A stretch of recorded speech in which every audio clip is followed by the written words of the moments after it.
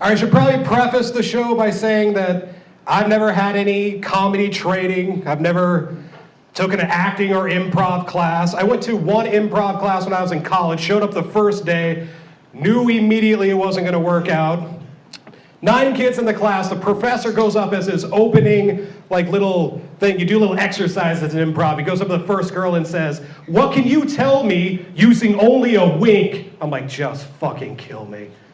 She says, "The key is in the attic." He goes, "Good, good." Goes to the next kid. "What can you say using only a wink?" He says, "I ate all the pie." He goes, "Good." 3 more people, he gets to me. He goes, "What can you tell me using only a wink?" I said, "I'm fucking your daughter." I could tell by that guy's reaction, he definitely had a daughter. I never went back to the class, but every time I would see him around campus, if I ever made eye contact with him, I would immediately wink. Just tell him, yeah, it was a stupid exercise. I don't care if your daughter is 20 or 12, this joke will always be funny to me. Yeah, I never had good luck with teachers. The first attention I ever got was in middle school, and it sucked. I got my first attention from my favorite teacher. It sucks getting your first attention from your favorite teacher. She was too. I remember her name. It was Donna Carriage. Yeah, Miss Carriage. We all loved her. She loved kids too, but she never had any of her own. We don't know why. Okay, I was worried about that before I got on here. This is going to work out well. Yeah, these were back in the days before I started doing weed before I went to every class. And people tell you, if you start doing weed when you're in school, you'll burn out, flunk every class. I never had a problem with it. I just learned you can't study while on weed because it resulted in the single worst answer I ever gave to a test. I was studying the night before for 2 finals. The first one was World War II. The second one was like a home ec cooking class. Smoke up the night before, go to my first class, World War II, and I'm just fucked up. I'm looking at the test. First question, what was the step that the United Socialist Party took that led to the Holocaust? Oh, fuck me. No idea, I'm just thinking about the next class. I'm gonna flunk that one too. I can't even tell you right now what I think I put on the test. But when I got it back the next day, sure as shit, there it was. What was the first step the Nazis took that led to the Holocaust? Preheat the oven.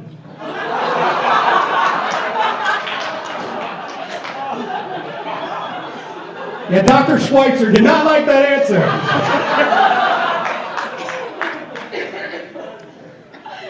I just now realized this is the first show I've done since I became a proud father. Thank you. No, my son is 8 years old. It was just recently that I became proud of him. I don't have kids, that's awful. I kind of miss the simplicity of being a kid because my biggest concern at the age of 9 was trying to get home from school with enough time to play Street Fighter. You guys remember Street Fighter? Yeah! The game where you try to pause at exactly the right second to see up Chun-Li's skirt? Oh, yeah. Yeah, you know what I'm talking about. And times have changed so much now, I can play every Super Nintendo, regular Nintendo game ever made on my smartphone. It holds every one of them. The problem is, I haven't prepared my adult mind to play like I used to. Because you remember when you were a little kid playing on the floor, Mario? He would go for that big leap and he'd fall down that vast chasm for the 1000th time. What was the first thing you would do? You would chuck that fucking controller across the room so hard it dislodged itself from the console. And if you went to check on it, it took the blow like the mayhem guy from Allstate, not a scratch.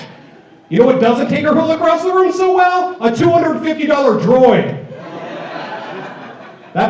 He takes a blow more like Mia Farrow taking a backhand from Frank Sinatra where you go, "I barely touched you, please wake up, fuck!"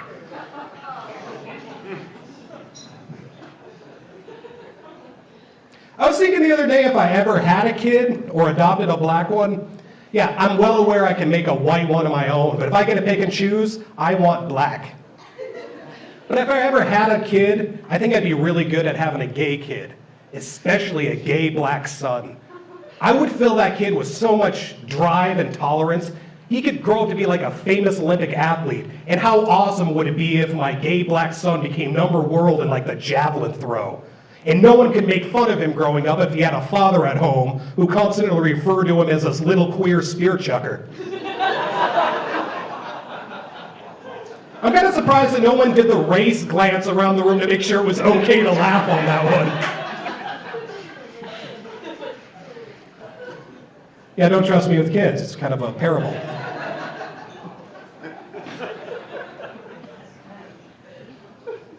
Yeah, one reoccurring theme that happened a lot growing up is your parents give you a lot of little euphemisms to go through life. Like one I heard a lot is, you need to learn the value of $1, which is good advice, but it practically amounts to, you need to appreciate the shit we're doing for you. Tell me that, because you need to learn the value of $1 makes no sense. When did you know the value of $1 more than when you were 8 years old standing in front of an aisle of candy when you had $1? I was in kindergarten. I could do complex algorithms and candy combinations that would make Zuckerberg twitch. 4 Cowtails, 26 Tootsie Rolls, 3 Sixlets, 9 Pixie Sticks, and I said I wouldn't leave without enough Laffy Taffy to make it every flavor Laffy Taffy ball, even if that does include banana, because there's nothing worse than breaking a promise to yourself. Anybody who's been doing the math with me up to this point knows I overshot the dollar mark by about 8 cents. But I didn't make the rookie mistake of not checking the take a penny, leave a penny tray upon entering the store. That I didn't blow all my excess revenue on 20-cent Airheads. Where the fuck do they get off? The only decent flavor they have is the mystery flavor, and for all I know, we could be dealing with a Soylent Green situation. I don't know where I was going with this bit. God, no wonder my dad left. I'm kidding! He's dead. Ugh. Yeah, death has always kind of been a hard one for me. Because there's a price to be paid for being, liberal and agnostic. I kind of envy Christian conservatives because if you're Christian, you got a little kid, 5 years old, he comes up to you and says, "Daddy, what happens when you die?" You just get to tell him, "Well, buddy, you go to heaven. You go to heaven to be with Jesus, and you get all the free candy you want." What happens when you die? That question is a fucking nightmare for an agnostic. You have to explain to that kid every possibility of what happens when you die. In the same speech, you have to mention a guy nailed to a lowercase t, another fat guy that likes his tummy prodded like the Pillsbury Doughboy, the possibility he'll just come back as like a pelican, or that your soul will be trapped 6 feet underground until the earth explodes in 4,000 years. And if he starts panicking with that overload of information, what's my fallback? I'm just kidding, buddy, calm down. There is no God. It's just nothingness for eternity. Now just go to sleep. You go to sleep, and when you wake up, try to find a reason to get out of bed in the morning the way Daddy does every goddamn day. Was that a little dark? Felt a little dark. Yeah, definitely should not have drank tonight. Thank you, guys. Yeah, definitely shouldn't be drinking. I'm not sure how it's going to mix in the moment. I got a little crazy with a girl last week. I think I swallowed a NuvaRing. Yeah, the bad news is I could start crying at any moment. The good news is it's definitely not because I'm pregnant.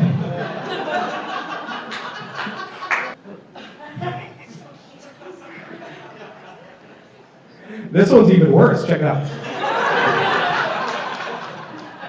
I've been working in broadcasting for the last 5 years, and I kind of like learning all the things that are true about TV that I didn't know were true, because I used to have assumptions. Like, I used to assume everybody on TV had to be at least a millionaire, because they're on TV. I didn't think there was a scale to it.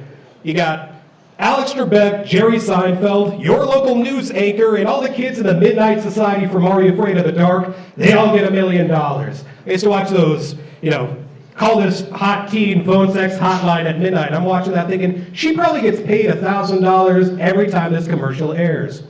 Nope. I'm willing to bet she probably doesn't even get paid money. She probably gets paid with 2 8-balls of heavily diluted Coke, a breast augmentation that is likely located at a strip mall, and Dr. Cheap Tits performed the procedure having popped 3 Adderall, taken 2 solid hits of nitrous oxide, and an hour before the procedure, he was served a court summons for the second-degree embezzlement of a charity that shelters women who were victimized in pornography and phone sex hotlines.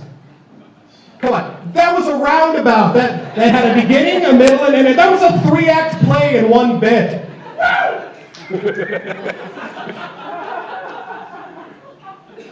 You think right now we'd dump out of just telling horrendous shit that's too dark? Nope, we're doing another one. Let's do this. People have gotten my humor now enough, people that know me, that they don't give me advice before I go on stage. Like, people need to realize that cliche advice doesn't apply to everybody. Just be yourself. Do you realize how useless just be yourself is to a guy like me? Do you remember that Ring bit? That was me being myself. I say, fuck being yourself. Just make the person you're pretending to be a better liar and less of an asshole. Every other post I read on Facebook is crap like, if you don't love me for my flaws, then you don't deserve to be with me. Which to me sounds a lot like, I have no intention of improving my flaws, so could you just love me anyway so I don't have to try? Just lie. The real me is going to need to drink at least 8 beers tonight and smoke a bowl just so I can sleep without nightmares. The pretend me is going to continue lying about that fact so I don't burden the people who care.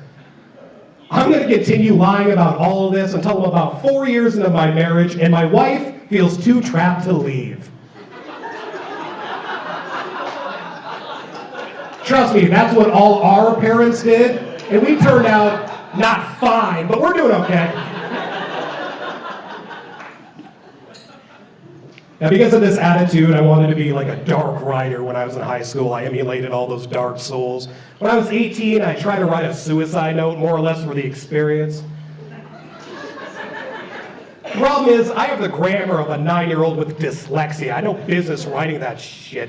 I kept it too. That was this dumb thing. I kept it for so long that last month, my wife happened upon it in a drawer.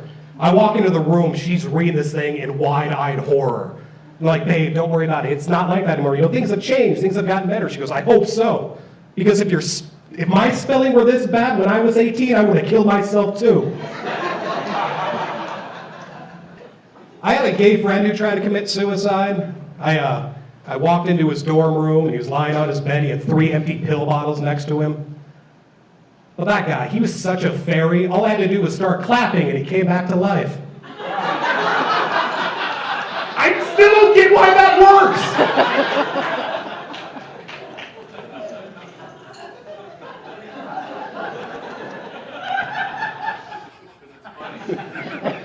It's still dark. Now, one thing about me, I'm a movie junkie. I know more than any 3 people should know about movies, so I'm cynical. I basically have rules. If you're going to see a movie with me, shut up, know your shit, and do your homework. It's basically the plan. Like, if I go do, especially like nerd movies, Marvel movies, or Harry Potter, I don't want to be in the middle of Harry Potter and the Order of the Phoenix and hear, what's a Patronus? I don't have time to explain to you the finer points of advanced defense against the dark arts magic, man. That is Potter 101. I actually went to the opening premiere with my girlfriend to Harry Potter and the Order of the Phoenix, Thursday night, completely packed theater. We're sitting there and it's the climax of the movie. Bellatrix Lestrange pops up the corner, yells Avada Kedavra, and kills Sirius Black. The entire theater goes silent. The movie goes silent, except for my girlfriend, who turns to me and says, oh, did she say abracadabra? 3 rows turn around to look at us. Harry Potter on the screen shot me a glance. 40 minutes later, I'm walking out of the theater on my cell phone. She's like, who are you texting? I said, your sister. I think you and I have run our course. I'll never get why some of these work and some don't. Let's move on to a new tempting bit. Let's go Walmart. Yeah, Walmart. Where else can I find 2 40-year-old women with mullets get into a fist fight next to a $5 movie bin over who gets the last copy of Teen Wolf? To be fair, it was the Teen Wolf 2 combo pack. Where else can I find a 340-pound woman with a tattoo depicting the Hamburglar arm wrestling Mayor McCheese to cover her cesarean scar? Yeah, she has no problem flaunting her little animated obesity mascots, just as long as no one can see the evidence that her child will rather claw its way through 9 inches of blubber than go near that sludge pot it was conceived through.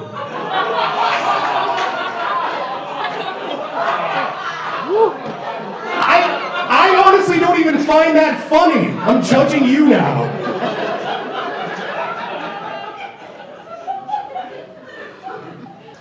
Ugh. I hate people who demonize like innocent sexuality. Like if you're into like elderly people in porn, people think you're a deviant. Yeah, an 18-year-old porn star might have a perfect skin and a flawless figure. But when you hate kids as much as I do, you can really get off on women who can't have them anymore.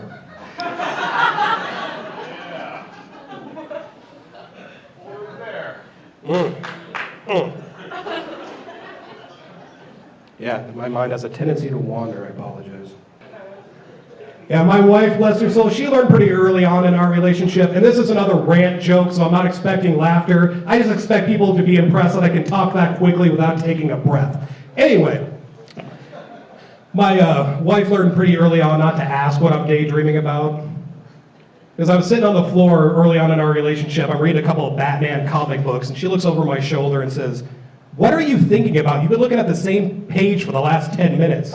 And I just blurted out what I was thinking about. I said, well, I was just thinking that all these guys that I'm watching, it's Batman and Catwoman in an arena fighting about 40 thugs. And each of these thugs has a stupid catchphrase like, we're gonna bloody you up good, bad, or your mom won't even recognize you when you're done. I'm like, that's pretty fucking insensitive, you asshole. My mom's been dead since I was 10 years old, but they don't know I'm Bruce Wayne, so they don't exactly know that she's been dead that long. But I'm still left alone with that question. Does my mom, do you think she would really recognize me today? Then Eric Clapton's Tears in Heaven starts playing in my head. But I still gotta finish the comic book, so I'm looking down going, okay, Batman and Catwoman versus 40 thugs. Who would I rather be in this fight? I gotta go with Batman, because worst case scenario, 40 thugs fighting Batman. If one of them finally knocks him down, what's the worst case scenario? They're gonna kill him? If you're fighting as Catwoman, you're looking at getting gang raped by at least 35 guys before they finally kill you. But then I have to consider, most of these thugs are prison inmates that Batman put into prison in the first place, so it doesn't really matter if you're fighting as Batman or Catwoman, one way or another, you're getting raped. And then I looked over at my wife, who was in silence, and I said, why, what were you thinking about? She said, I was just thinking the last 3 times I asked what you were daydreaming about, it had something to do with rape. I should probably keep an eye on that, you're right. Stow that little tidbit of information somewhere between my fear of bees and my overuse of weed. Speaking of which, you know you're really railed, really high, when you order a movie off of pay-per-view that you already own. Not because you forgot you own it, but because it's worth the $4 charge you to not have to get up and put it in yourself.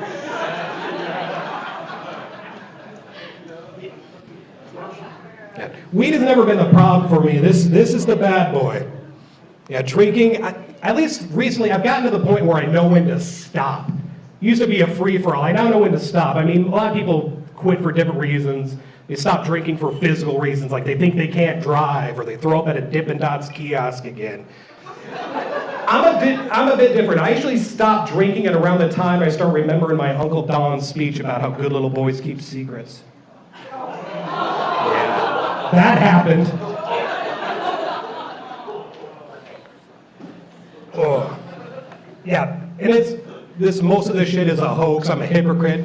I tell a lot of jokes about pedophiles and abortions, but I'm a hypocrite. I've never even taken my girlfriend to an abortion clinic. We were close once, but the stairs leading up to Planned Parenthood were really slippery. So the problem is that it took care of itself.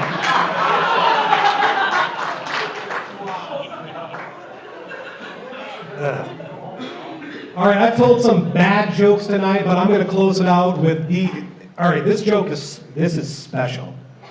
Because I was told specifically not to tell this joke tonight. I got to preface it by saying, I'm an asshole for telling it. You will be an asshole if you laugh at it. So to cut the middleman out, how about this? I will agree to tell this last joke if you agree to boo me hardcore after I say it. And it won't be hard. Will you guys agree to that fact? No. Yeah? Okay. What do you call a storm that only goes after little kids? Hurricane Sandy Hook. Oh, give me. Oh, God. Thank you guys very much. This is awesome. I really appreciate it.